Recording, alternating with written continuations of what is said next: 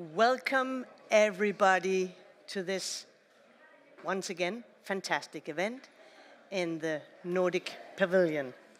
Food says so on my card, and I guess we can all agree that food engages us like nothing else. Food is a central part of our lives, and it plays a pivotal role for our health and our well-being. And of course, it's a crucial part of all of our cultures. We are gathered around food every single day. We express our cultural, our national, and our ethnic identity through the food we eat. Lack of food or insufficient access to food leave 783 million people going to bed hungry every single day. And up to 47 million people are on the brink of famine. Inadequate diets are prevalent in countries all over our globe. Malnutrition in all its forms, from undernutrition to overweight and obesity, are affecting people worldwide. And this leads to non-communicable diseases with huge costs to our public sectors and long-lasting effects for families, for communities, and for countries. So this is the case in the Nordic countries that I represent, and it's also the case in most countries around the globe. And in addition to the health challenges, the current state of our food systems also causes more than 1/3 of all the CO2 emissions in the world. And our food production is the leading cause of biodiversity loss. So, trying to setting the scene for this event here today makes it easy to kind of fall into despair. But despite having started on this rather somber note, I don't think that food should be seen upon as the problem. So instead, I would really like to focus on the great potential of our food systems. We know that if we are to reach the Sustainable Development Goals, we need major changes to our food systems. Healthy and sustainable diets are simply a prerequisite for the SDGs. There are no pathways to limit global warming to 1.5 or 2.0 degrees that does not include changes to our food systems.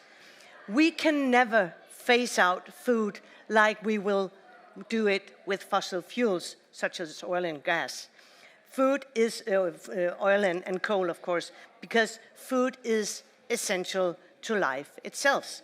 So in the Nordics, we have agreed on 3 goals that will guide us forward in this endeavor. First of all, we want to accelerate the green transition of our food systems. Secondly, we want to build competitive food systems with sustainability at its core.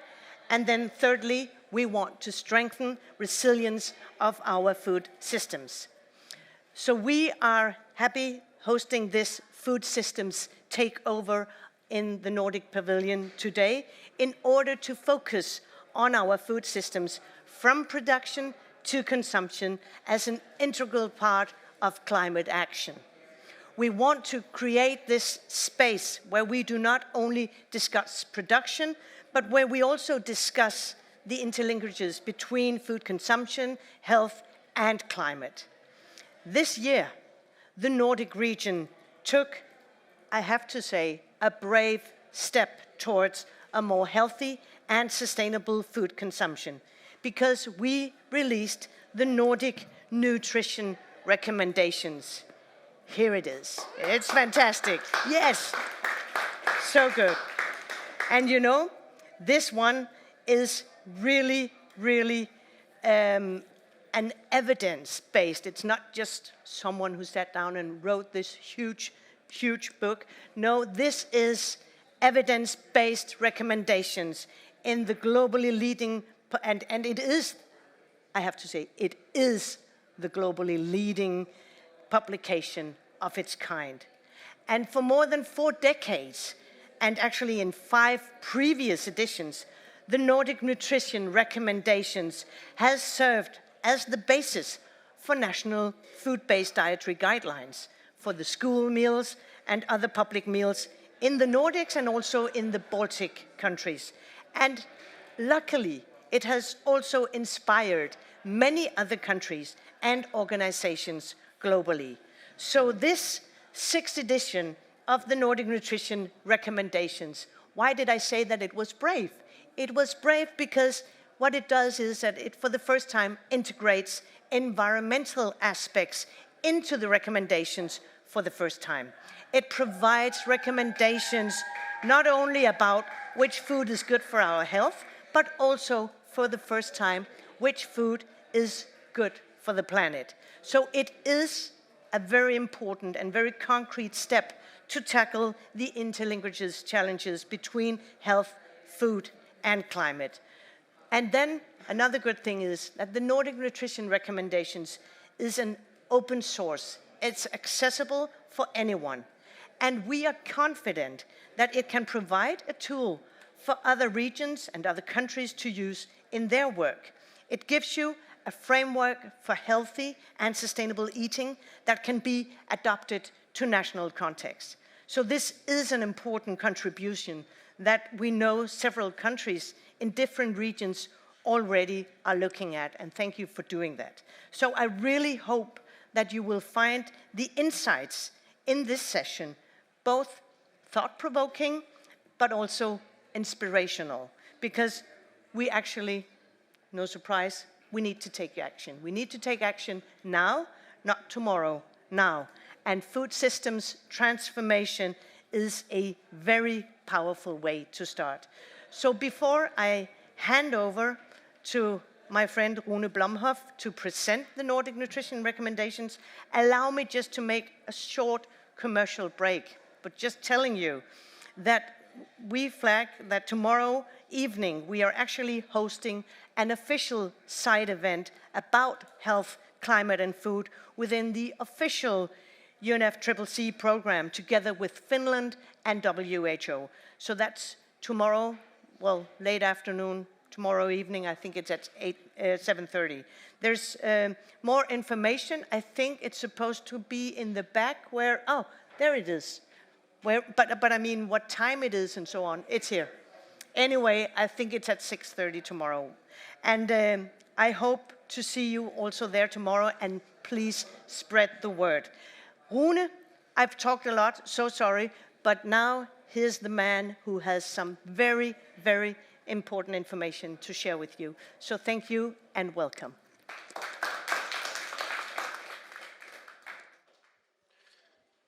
Okay, thank you for a very nice introduction. So, as you know, NNR is a collaboration between the eight Nordic and Baltic countries. It was initiated in the early 70s, and it has resulted in 6 previous reports. The last report was published in June this year. Several hundred scientists, international leading scientists, were behind the most recent edition. It took more than 4 years to develop this report, and it consists of several thousand pages, 80 background papers, and you just saw the summary report. That was a book of 400 pages. So it's a massive amount of work. The main milestone was to define a healthy and environment-friendly diet based on best available science. NNR is science advice to the authorities in these 8 countries. And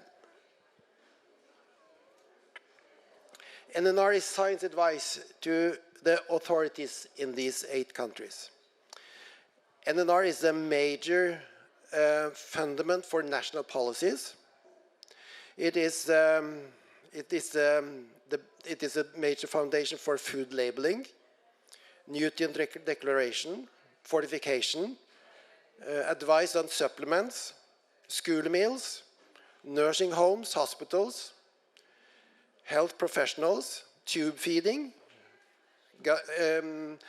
parenteral nutrition, national surveillance, food industry, and it's also for the basic document for science and education in the Nordic and Baltic countries. So NNR has high trust, and it is used a lot as a basic fundament for the policies in the Nordic and Baltic countries. So NNR 2023, first we synthesize evidence on health effects using high quality systematic reviews. We have harmonized and improved the methodologies for systematic reviews used by other authorities in the world, such as the methodologies used by the National Academy of Sciences in the US, Dietary Guidelines for Americans, World Cancer Research Fund, EFSA in the Europe, WHO and FAO. We have developed novel inclusion and exclusion criteria and quality criteria for qualified systematic reviews. And then we have identified all qualified systematic reviews with high quality from all the major authorities in the world. We have also developed new de novo qualified systematic reviews with high quality from on novel topics in the NNR project. And finally, we have used all of these to summarize and synthesize, as well as other high-quality reports, to synthesize current evidence on the health effect of foods. Then, the environmental effect of food consumption was synthesized from major systematic reviews, such as the UN Climate Report, the UN Biodiversity and Ecosystem Report, as well as 5 large de novo reviews on the environmental impact of food consumption that we developed within the NNR project. A main observation is that integration of environment as an endpoint strengthen and support the healthy dietary guidelines. What is good for the health is also good for the environment. Based on all of these background papers, we formulate healthy and environment-friendly dietary guidelines for the Nordic and Baltic countries. We conclude that there is a strong and convincing evidence for shifting to a more plant-based dietary pattern. We recommend a predominantly plant-based diet between 500 and 800 grams of vegetables, fruit and berries per day. We recommend pulses, potatoes, 90 grams of whole grains per day. We recommend between 300 and 450 grams fish per week, 20 to 30 grams nuts per day, maximum 350 grams red meat per week based on health, and we advise the national authorities to reduce it substantially below 350 due to environmental concerns. Moderate intake of low-fat dairy products, minimal intake of processed meat, alcohol, and processed foods containing high amounts of fat, salt, and sugar. While NNR is science advice to national authorities in the Nordic and Baltic countries, we suggest that it also offers the framework for other countries and regions, since it probably is the most comprehensive, high-quality, systematic review on health and environmental effect of food consumption. Health effect of food and many environmental effects, they are global. I mean, what affects the diet that affects health in Norway and Sweden and Denmark and the other Nordic and Baltic countries is the same as those that affect health in Japan, US, and African countries, in all over the world. The health effect is the same. That is why we should collaborate on the synthesis of evidence. This calls for even more international collaboration and harmonization, as we have done in the NNR project. When this is said, it is also important to remember that national dietary guidelines must, in addition, take into account the local context, such as food culture, food availability, and public health challenges in each individual country. But globally, and especially in affluent countries, we need to move towards a much more plant-based plant-based food system. We need to identify and reduce the barriers that facilitate such a shift. Thank you for your attention.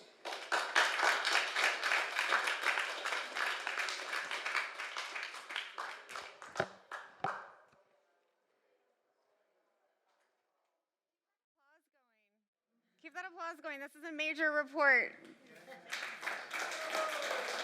Keep it going. And I want to reiterate what Karen said earlier about this report being very brave to connect the environmental with the health aspects. So I'd like to invite my panelists up to the stage, please. Gunhild, Fotiou, and Lawrence, please. So while they're getting comfortable, I will introduce myself. Nice to see you. My name is Danielle Nierenberg. I am president and co-founder of Food Tank, which is a research and advocacy organization. Nice to see you. With a mission to really highlight stories of hope and success in food and agriculture systems across the globe. And that's one of the reasons I'm so excited to be here today with these three incredible change makers at this amazing pavilion. Happy Food Day at COP28, everyone. We worked really hard for this. Let's celebrate it.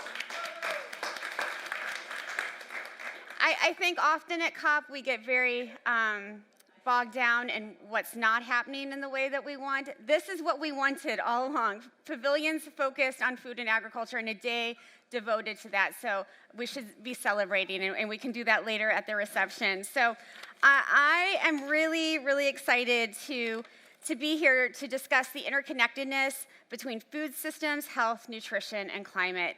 We will dive into the question, how can we eat for our health while preserving the health of our planet?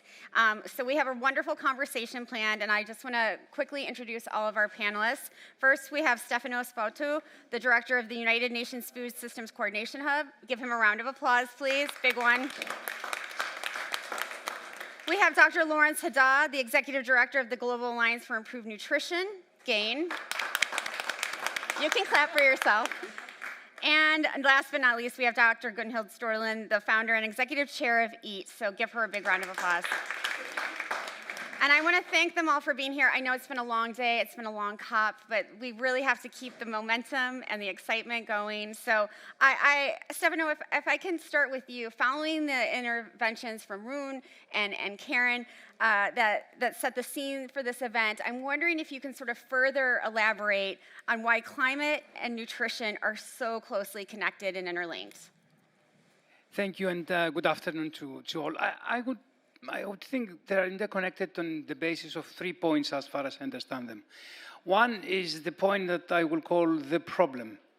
The problem that the way that agri-food systems work together are creating for both our climate and our nutrition issues. So the way that agri-food systems are working today, not because they are producing food, but they are not producing the food the way that it should be produced, is creating both externalities for the environment and for health. And actually, we recently had from FAO a very important study that it showed how much is these externalities. There was a study that it focused on the so-called the hidden cost of food. And it put this figure to approximately 12 trillion, yes, US dollars. This is more than 10% of the global GDP. And most of this, I think over 60% of this is on the health issues. And then we have also social issues and environmental issues. So the problematic point of view is one leak. The second point of view, it's the potential solution. I'm hesitating to say solution because it's not happening so far. But it's the potential solution that agri-food solutions are climate solutions, and both of them are health solutions. I mean, what most comprehensive solution than the nutritional recommendations we see here, yeah? I've seen a lot of papers now coming out and showcasing that you can have a balanced diet, that it will improve health, and at the same time, it will do good to the planet. And all of them, they do contain amounts of meat protein. Right. So we hear here, 400 grams of fish per week, 350 grams of meat. this is almost a kilo of meat per week per person. That's less than what I was eating when I was a boy in my family. And that was a healthy diet we had. The third point, and I want to focus on the third point, is both of them are governed by what I used to call an evolutionary process of institutional change. So both the climate system, the nutrition and food systems are systems that evolve. And we do have the potential, although not always the overall control, to make this evolution work for both the climate and the nutrition. It's like in biology where you have a very big pool of genes, and at the end, nature decides on some rules on what will be the predominant genes. Here we have ideas, and I think we do have processes, and these processes include the multi-stakeholder partnerships, that they can select these ideas and make this evolution work for both the climate, the diets, and the environment. Thank you so much. And it makes so much sense. Of course, give him a round of applause. I love that you're keeping the energy going without me having to tell you. This is awesome. I mean, I think it makes so much sense that what's good for the planet is good for human health and vice versa. But I think, you know, given what Stefano has said, I'm wondering if you, Lawrence and Gunhild, can talk about the importance of multi-sectoral partnerships when we're working toward healthy and sustainable diets. That is key. And Stefano, you can comment on this as well. Gunhild? Thank you, and very excited to be here at the first food day ever at a COP, so thank you. Yeah, so I would say a couple of things about multi-stakeholder partnerships. First, we really need to build consensus around the 1.5 degree set of, or equivalent set of targets, because it's a problem when we are trying to rally the world behind something we are not totally in agreement on. So, and obviously the Paris Climate Agreement and the 1.5 degree limit has been incredibly important, not because of the legal aspects in the agreement, but because it has represented a North Star that the world now is rallying behind. So since that doesn't exist, we have now set up the second iteration of the Eat Lancet Commission with some really important upgrades, including integrating social justice for the first time. Because at the end of the day, this boils down to a just transition. But then in terms of multi-stakeholder partnerships, obviously there will be winners and there will be losers, and there will be many, and there are very many vested, entrenched interests, a lot of money at stake, and those who are benefiting from the status quo, a dysfunctional food system that is causing so much harm on people and planets and social injustice, as you were referring to, Stefanos. We need to identify those winners across sectors, and we have a unique opportunity because food is spanning across so many of the most important things in society. We have, as Stefanos said, the most co-benefits is around dietary shifts. The health burden is enormous, and health is a universal argument that everyone understands. So mobilizing the health community and getting them to push for the changes we need to see, from institutional setup to changes in policies, from agricultural subsidies through public procurement and dietary guidelines, etc., etc. And then it's also about, obviously, understanding that and navigating that political economy. The losers, how can you compensate them and even make them winners and create new opportunities? So without multi-stakeholder partnerships, we won't get anywhere. So Lawrence, you can take it away from there. I guess you agree.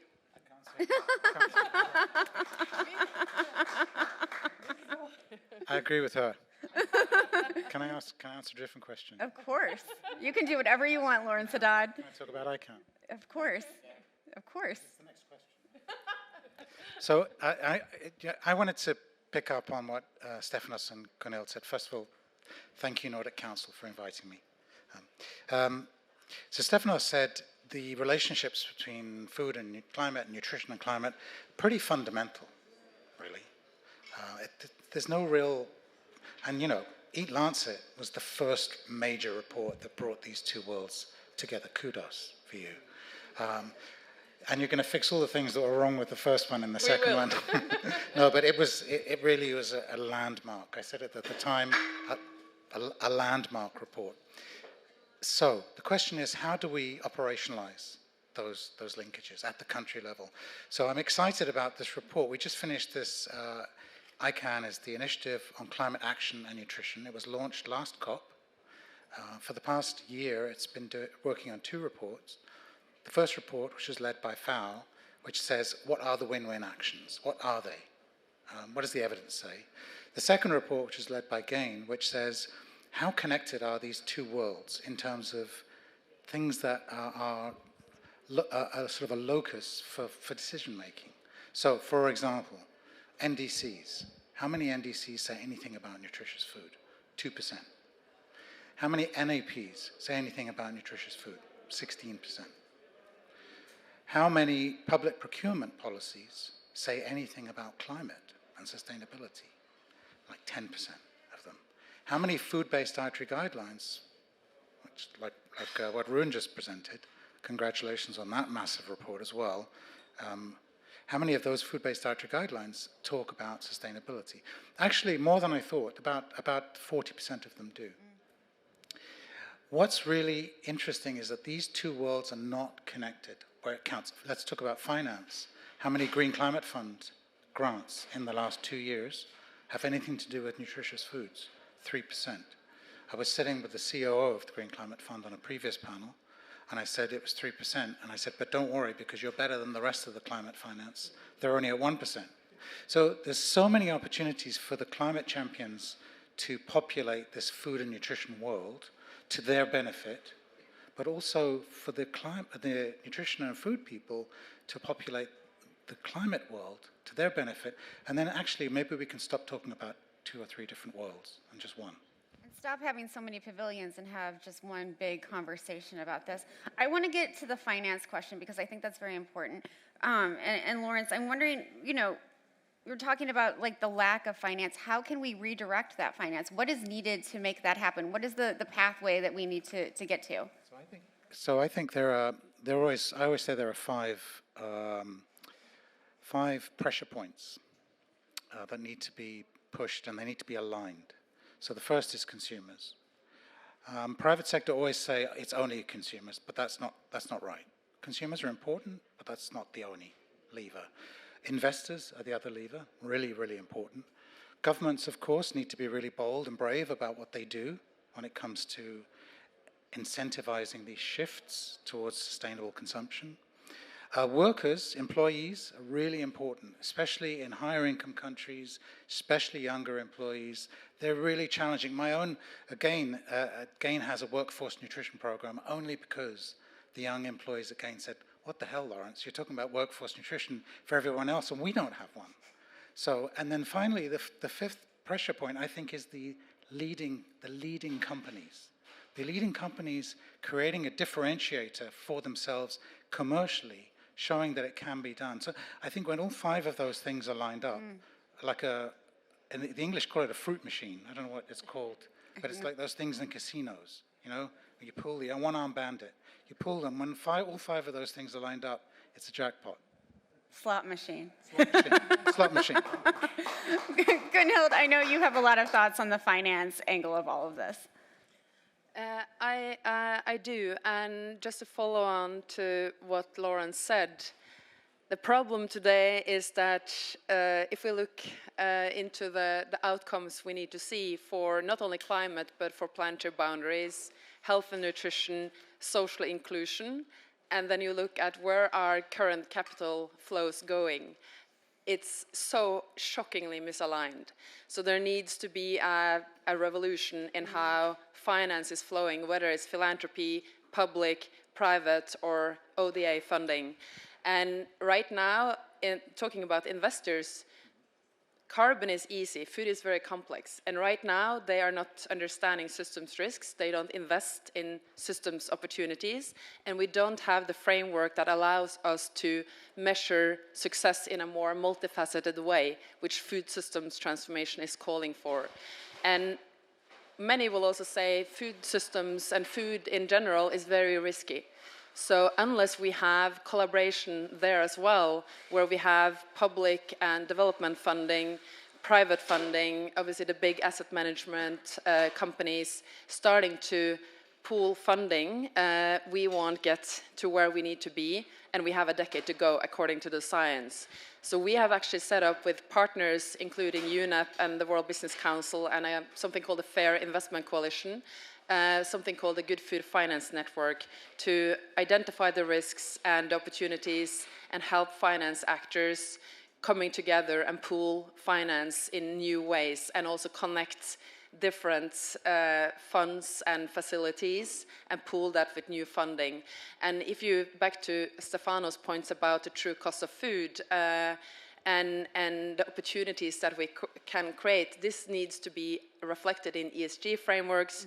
We have TCFD on disclosure on climate, TNFD on nature. None of these are picking up food systems in a good way, and health and nutrition is left out. So this is really an urgent need to get finance to move to better food for all with a social dimension.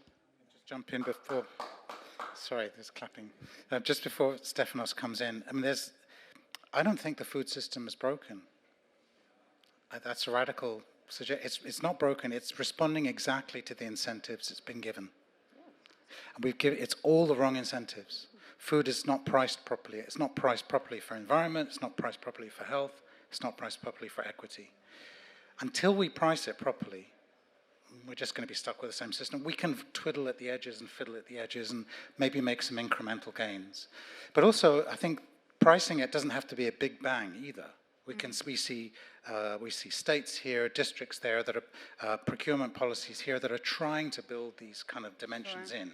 But we need more. We need to stop arguing about what's the best metrics and just start using them. Yeah, start doing it. Stefanos.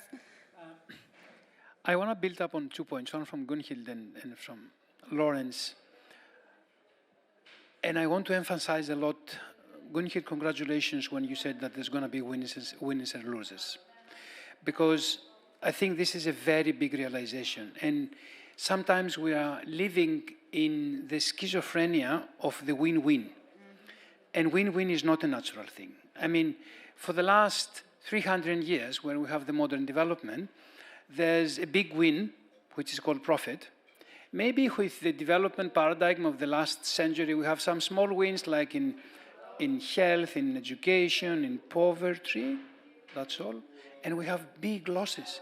And the losses is always the inequality, is the society, is the environment, is the climate, is the biodiversity. So there's no win-win. And I think the multi-stakeholder partnerships, they need to focus on what is a just transition and the one that is going to lose, because there should be someone that they should lose. So if we talk about fossil fuel phase out, then it's obvious that fossil fuel companies will be losers. But they will adapt to this, yeah? And they can have a just transition and they can know how to adapt. The second point, it's the 5 imperatives, Lawrence, of the finance. I agree with all of them. I would like to go one level a bit more proactively, and I will say that we need to use some tools in these 5 imperatives. So you talk about the consumers and the investors. I'll use one example of another industry that it was not broken, it was responding to many things, but it was killing people, and that's the tobacco industry. And about 30 years ago, there was a realization in the governments that this thing needs to stop. And there was a number of tools that they were used, from pricing tools, from taxation, from regulation, and for the consumers, there was also the famous choice editing. Yeah, we don't see advertisements of tobacco, I think, the last 20 years. You don't see the tobacco being visible right now. Well, I think that some food should be handled as tobacco. And we need the same kind of tools, both financial and behavioral. I just need to follow up on that, Stefanos, because there's a lot to learn from tobacco, but I would not agree that we should treat food as tobacco, because every cigarette is bad for you. Food is a much more nuanced picture. So, but also to what you said about the multi-stakeholder coalitions, there are some interesting examples to learn from other sectors. In Latin America, governments, they raised taxes on sugar. How was that possible? Obviously, huge economic interests in the sugar-sweetened beverage industry, but they build that multi-stakeholder partnerships to make it happen. And another example which is worth learning from is Bolivia. They have financed school meals, healthy school meal programs based on tax revenue from, or a tax on hydrocarbons. And this is all about building broad support. For the Nordic dietary guidelines to be implemented, we need enough support that policymakers actually can be re-elected once they are doing this. And if you link tax revenue to something that has either reaches poor households or that gets support amongst a broad audience, then you have a much more higher chance to succeed. And then the final point is the involvement of different stakeholders, doing consultations and inviting people to the table is a very important strategy to get this right. And to get that alignment that's needed, that was talked about before. I'm wondering, when we're talking about incentives for behavioral change, when we're for consumption of food, how do we make sure that we're taking the local context, place-based, specific cultural norms into account? And I mean, I think, Gunhild, that was a criticism of the first Eat Lancet report. I know you're working very hard to rectify that with the 2.0 report. What are your thoughts on that? Thanks for asking. That was actually one of the, I wouldn't say mistakes, because it was really complicated to get this integrated framework in place. The commissioners spent twice as much as the time that the Lancet gave them. So only integrating health and planetary boundaries for the first time was difficult enough. But as Lauren said, we have really now listened, and obviously I'm not on the commission, but the commissioners have listened to the criticism and the fact that it was a global framework, one global reference diet. In Norway, the farmers and many of the stakeholders said this has no relevance whatsoever to us and our reality. And obviously Norway, which is a grassland, 3% arable land, it has different conditions for production, etc. So what Eat Lancet 2.0 is now doing as another important upgrade, responding to the criticism that was fair, is to look at regional downscaling. So what does a planetary health diet, a healthy and sustainable diet, what does it look like in different regions around the world? And that will be different, but that will also allow for actors and policymakers to integrate this into food-based dietary guidelines and into policy making. So obviously understanding that context-specific nature of food, and not at least culture, is so important for this to fly. So I hope that Eat Lancet 2.0, when it comes out in 2025, I think it will settle some of the controversy that has been around that Molotov cocktail landmark report. Well, and it will really provide tools which are necessary. And I think that's, you know, it's not just this global context, it's like really getting deep into it. And one additional thing, I think what we should have in all countries is really a downscaling, doing their own national scientific assessments with health, with planetary boundaries and social inclusion at the center, and then also do economic cost assessments, because that will also give governments the power and motivation to act. If they see how much they can actually save over the healthcare budgets or other, they can actually provide more support to farmers, and not at least in terms of building resilience. This, at the end of the day, is a national security agenda, and I mean, we are in the Middle East. This is really important for the things that we care the most about, but really having the evidence, both the scientific, locally specific, and also the economic analysis and understanding the political economy will be really important for national food system strategies to succeed. Thank you, Gunhild. Lawrence? I'll be disappointed if there are no controversies. There will be. Okay, good. There will be, Good. On shifting diet. It's never socially acceptable to come out with something new. Do you know that? I know. Shifting diets is one of the hardest things, I think, around. But there is hope, because foods, like everything, there's come into fashion and fall out of fashion. So that gives you hope that we can change preferences. So just think about avocado and in Northern Europe, and where did that come from? 10 years ago. But I was in Tanzania a couple of months ago, walking around, looking at some of the fields and some of the areas that our small and medium enterprises draw from. And we were looking for low income, low cost, affordable, nutritious, environmentally sustainable foods. And there were these green leafy vegetables everywhere. And then I was saying, are they edible? And yet the people walking me around, my team in Tanzania, were saying, yeah, they're edible. So why aren't we using them in any of the foods? Why aren't the SMEs using them? And they said, well, because people think they're goats' foods. They're for animals, but their grandparents and even their parents used to consume them. So we need to be smarter about revalorizing foods. And the private sector is absolutely brilliant at this. There's this comparison that I like. The Australians had a 5+2 campaign, 5 vegetables plus 2 fruits a day. And their poster for it was a picture of 5 vegetables and 2 fruits, and with the words, go for it. So if there are any Australians in the audience, I apologize for dissing your campaign. The private sector, there's a brilliant picture on a telephone booth, which shows you how old it is, in New York City, which says, you can never be too thin. And it's a picture of chocolate-covered thin pretzels. It's brilliant. It's absolutely, it's terrible, but it's brilliant. It makes you think that thing I care about, being thin, somehow will be addressed by buying these chocolate-covered thin pretzels. They don't even talk about food. They don't talk about nutrition. So we in nutrition and health have to drag nutrition and health to the things they care about, not the other way around. Stefanos. Well, first of all, I agree with you. Food should not be treated as tobacco. I say some food. I will insist on the some, and we can discuss outside. I can even say which some is this, but I will not say it in public. Not chocolate, please. Yeah. Oh, no way. Okay, no way. No. Sugar-sweetened beverage. So the question is how we localize, how we adapt. I think by going back to the idea of the food systems, because what we do here and what the Lancet is doing is looking at the diet and on the environment.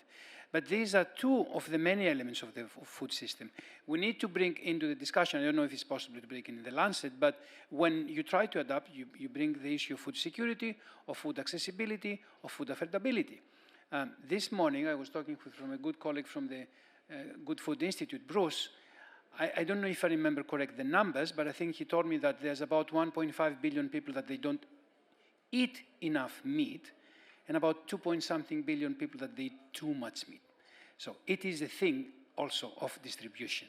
And when the discussion is coming to the distribution, it's coming very political because we know that we need to talk about redistribution. It's not about redistribution of food. You don't redistribute the food, but it's redistribution of resources. It's about the trade patterns. So my question will be, when we talk about healthy diets in Africa, should we take into account the trade patterns that more or less they have been imposed to Africa because of the way that the global food system, which is not broken, is working today? Thank you, Stefanos. We have 2 minutes left. This went by much quicker than I thought it would. I want to, because it's Food Day at COP, and it's the first one, I want each of you to spend about 30 seconds giving a call to action to policymakers as well as eaters and who are listening on the live stream and in the audience. So Gunhild, I'll start with you. First, I just need to say that I'm very proud to be Norwegian today because Norway is part of the Alliance of Champions for Food System Transformation and has committed to take a whole of government approach. We can't talk about healthy, sustainable diets for all unless governments start to subsidize what we actually want people to eat and reflect their own recommendations through public procurement, fiscal policies, and really start aligning the whole political toolbox and put money behind the commitments based on science.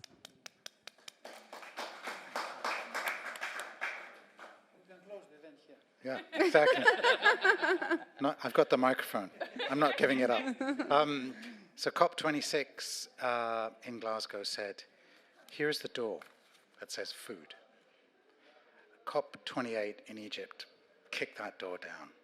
And COP28 here is saying, welcome, run through it and do stuff. So it's not just about governments. All of us have to go through that door and do stuff. And we have to do it not on our own, if we're all food champions, not on our own, we have to do it with the climate champions. So that's my plea to everyone. We all have a role to play. Thank you. I want to reinforce one point I talked in the previous panel, something that I start to call a cross-fertilization of accountability between the partners. I want to see the civil society questioning the private sector questioning the foundations, and the foundations questioning the civil society on their own terms, how accountable are one to each other. Thank you, Stefanos. What a great way to close this panel out. Please give them a round of applause.